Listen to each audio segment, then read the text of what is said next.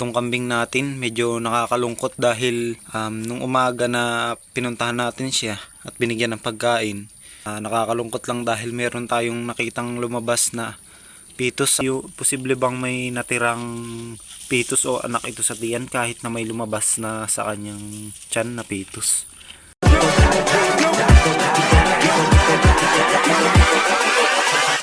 Hold up.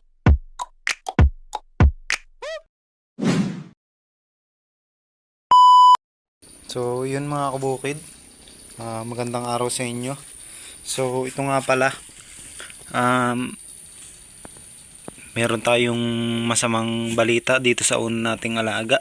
Nakakalungkot dahil nung umaga na pinuntahan natin siya at binigyan ng pagkain is nakakalungkot lang dahil meron tayong nakitang lumabas na pitos sa kanya doon sa kulungan niyan dahil nakita natin doon sa loob. So ito, ipakita ko lang din sa inyo.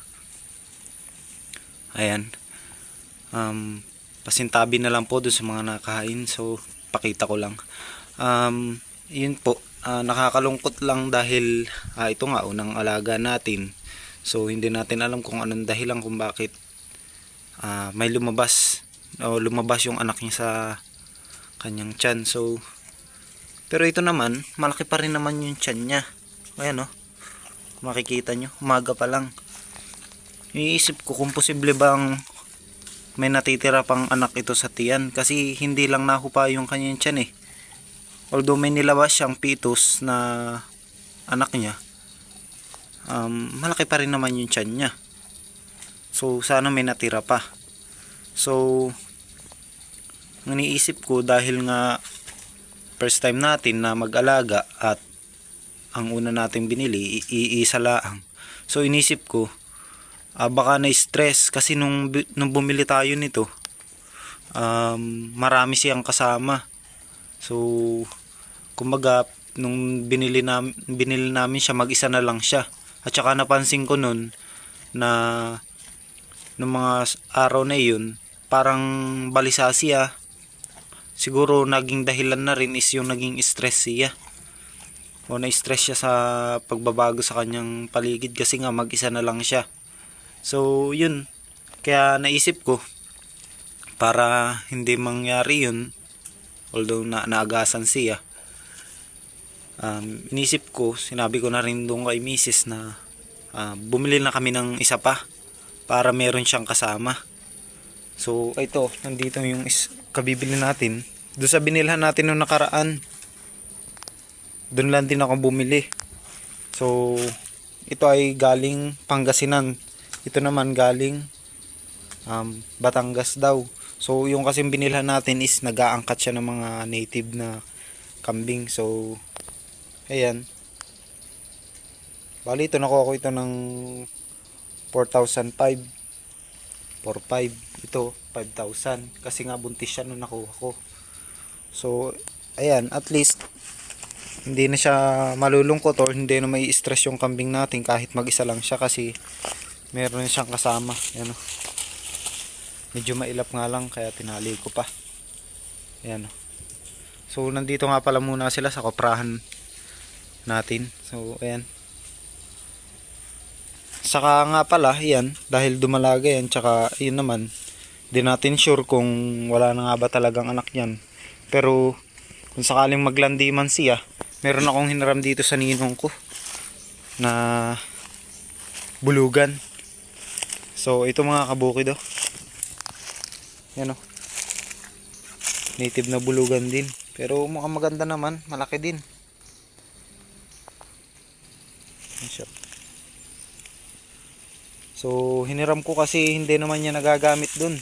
Nung nagpunta ako dun is meron pa raw siyang kambing dun. Bali ito, hiniram lang din ito sa kanya. Kumbaga nung ibinalik na kaya nahiram ko. Kaya yun. Mabilis lang din natin nahiram kasi nga ninong ko naman. So ayun mga kabukid, kahit ganun na may nangyaring masama dito sa una nating alaga, hindi pa rin tayo susuko. So ayan, binila na nga natin siya ng kasama. So bali tatlo na sila.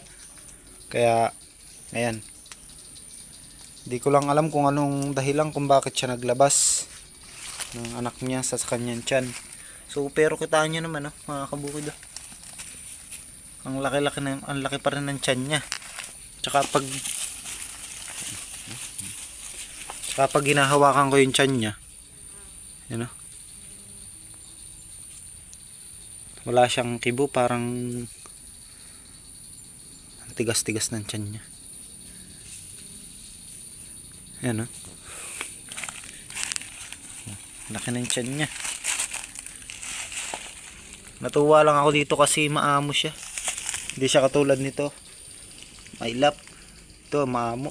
Basta mahawakan mo na siya kagad, okay lang.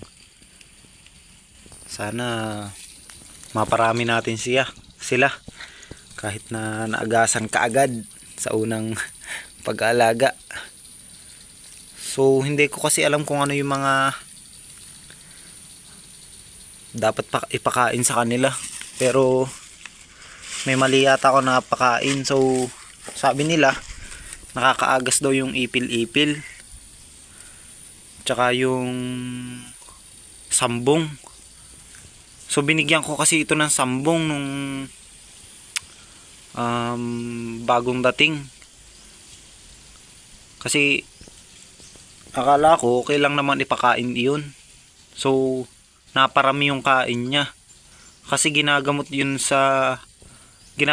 yung panggamot sa mga may sipon. So siguro naparami yung pagbigay ko sa kanya. Kaya yun, parang naapektuhan siya. Pero ayan, okay lang din naman. May sipon kasi siya nun kaya binigyan ko. Tsaka yung ipil-ipil, binigyan ko rin siya ng ipil-ipil nun. Yun, naparami yung pagkain niya. Pero sabi nila, okay lang naman daw. Hindi naman daw nakakaagas. Pero siguro baka sabi ko dun sa may sambong. So yun lang mga kabukid. Maraming salamat. So yung nga pala, pakita ko sa inyo rito yung ayan. Bali ito. Itong lugar na ito na bahayan nitong aking kambing is yan, koprahan ito. Itong parteng ito koprahan ng nyog. Yan, may mga bao pa nga, oh. So matagal-tagal na panahon na rin hindi na papakinabangan to, kaya dito ko na muna sila inilagay. So ito pala yung mga pagkain na kinuha natin nung kanina. Yan. Ito yung mga yung tawag dito, guinea grass. Gustong-gusto nga ito ng kambing natin eh. Yan. Sa susunod na video ipapakita ko sa inyo kung saan ako nangunguha nitong mga to. Yan.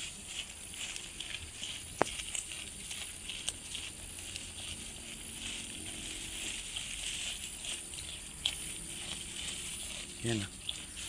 Gustong-gusto niya talaga. Tsaka pinagtataka ko mga bukid, okay lang din naman siya. Ang lakas-lakas nga kumain eh. Kahit naagasan siya.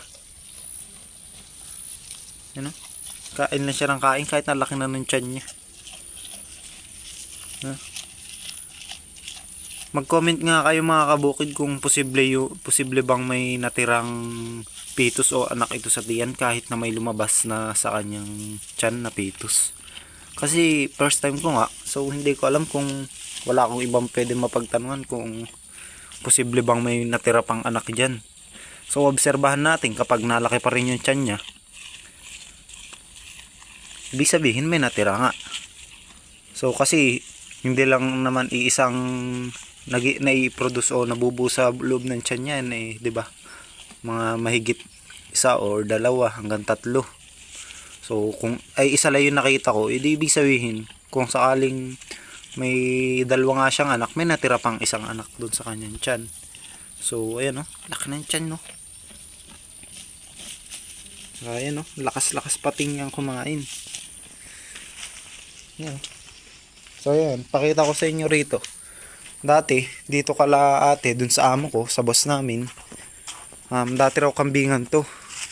So ganito lang ang nangyari kasi nga dumaan si Bagyong Pepito.